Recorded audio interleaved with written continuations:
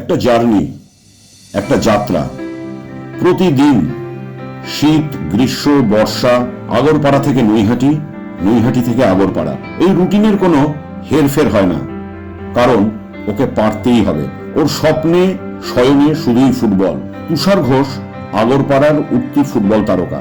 সব ঠিকঠাক চলছিল, কিন্তু একটা দুর্ঘটনা সব ওলট পালট করে দিতে যাচ্ছিল। বাবা ত্রিনাথ ঘোষের রেল লাইনের ধারে দলা পাকা মৃতদেহ আজও ভাবলে শিউরে ওঠে তুষার। 4 জুন সে দুপুরবেলা এই রেল লাইন ধরেই আমি বাবাকে দেখতে যাচ্ছিলাম। বাবার অবস্থা গিয়ে দেখি বাবার খুব খারাপ অবস্থা ছিল। বাবা সেটা চোখে, ছেলে হয়ে নিয়ে চোখে কখনো দেখা যায়নি বাবাকে ওরকমভাবে।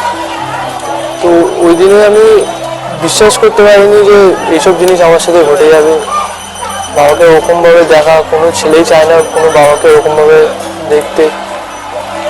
আর বাবা চলে গেছে, তিনি আশীর্বাদ করছে আমাকে সবসময়, আরও আমাকে সাহায্য করছে সব দিক থেকে, উপর থেকে। খারাপ লাগছে বাবার জন্য, বাবার কথা সবসময় মনে পড়ে। কিন্তু 18 বছরের তুষার এবার মাধ্যমিক দেবে। পড়াশোনার সঙ্গে পাল্লা দিয়ে চলছে ফুটবল। বাবার মৃত্যু দমাতে পারেনি তুষারকে। ও দেশের হয়ে খেলতে চায়। ভবিষ্যতে আমার খুব ইচ্ছা আমি ভারতীয় টিমে হয়ে খেলবো, আর সেই স্বপ্ন আমি পূরণ করব। বিএসএল এ পাওয়া সুযোগ কাজে লাগাতে চায়। এখানে সুযোগ পেয়েছি, খুব ভালো লাগছে এখানে খেলে। আর বড়দের সাথে, অনেক ভালো ভালো প্লেয়ারদের সাথে খেলে খুবই ভালো। একটা আমাদের জন্য, আন্ডার-19-এর জন্য একটা খুব ভালো ভাবনা চিন্তা। আমরা সুযোগ পাচ্ছি এখানে, আমরা নিজের খেলা দেখাতে পারছি, যেটা আগামীতে আমরা বেশি ডেভেলপ করতে পারবো, আরও বেশি প্রমোট হতে পারবো। খুবই ভালো।